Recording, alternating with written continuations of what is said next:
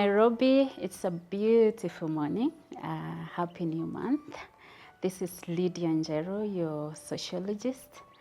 And speaking of new month, October is Diversity Awareness Month globally.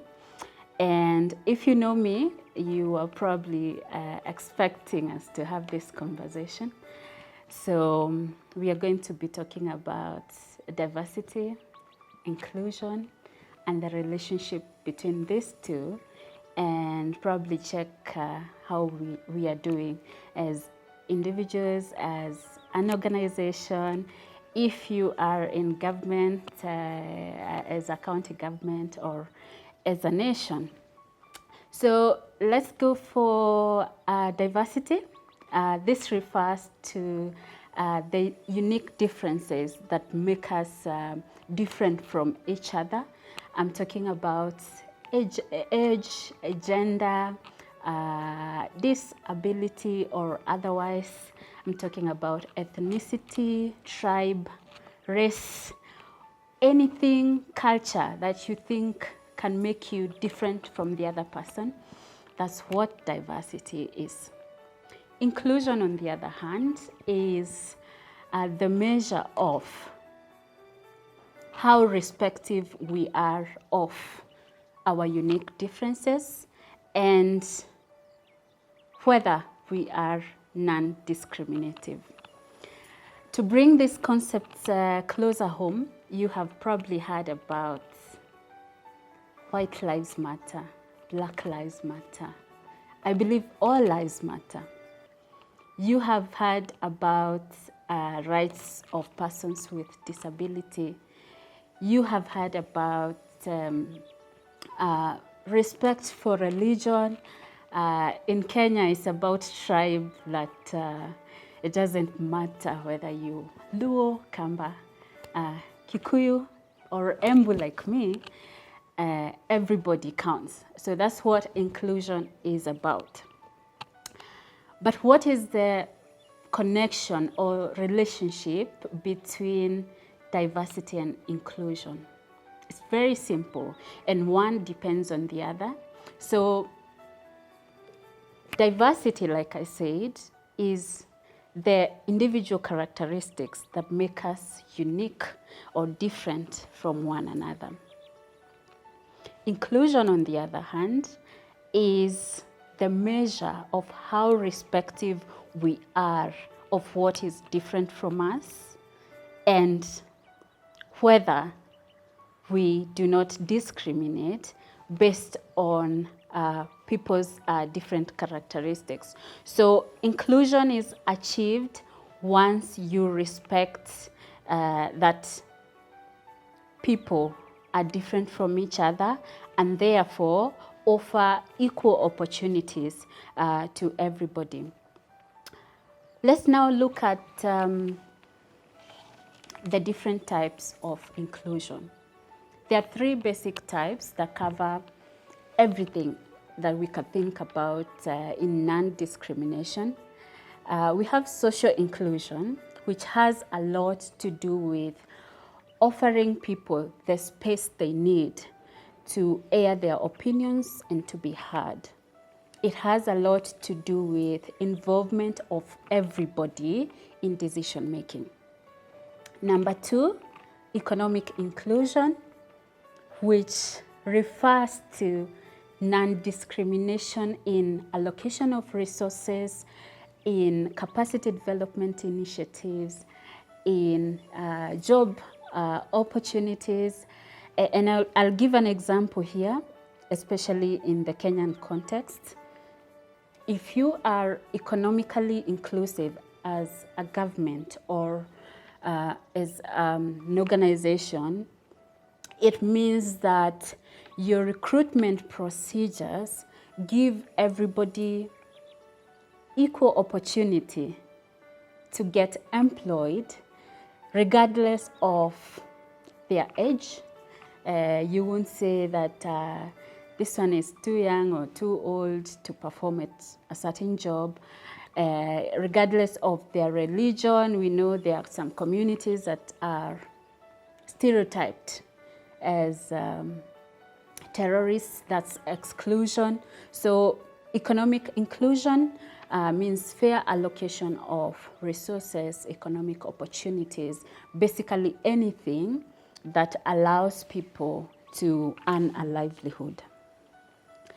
The last one, but not the least, is spatial inclusion, which has a lot to do with enabling of fair access to services and spaces.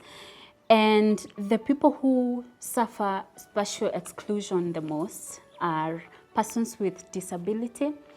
I have been to offices, even government offices in Kenya, where a person on a wheelchair cannot access a government office. That is spatial exclusion.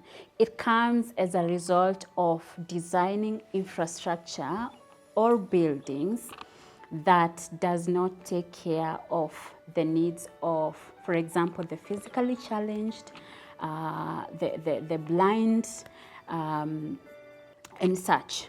So the three types of inclusion: social inclusion, economic inclusion, and spatial inclusion.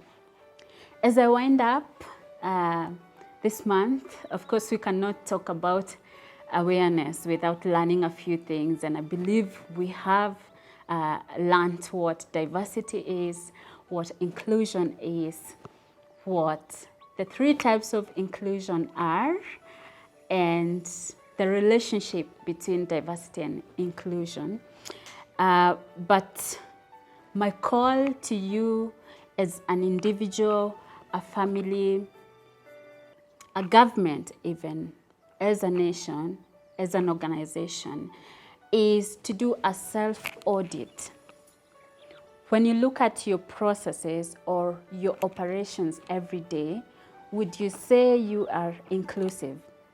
And inclusivity here has to be all around, because oftentimes exclusion in one area leads to exclusion in many other areas, which then, if you're not looking at inclusion holistically, then you will not be able to be fair. So this is a call to self-audit.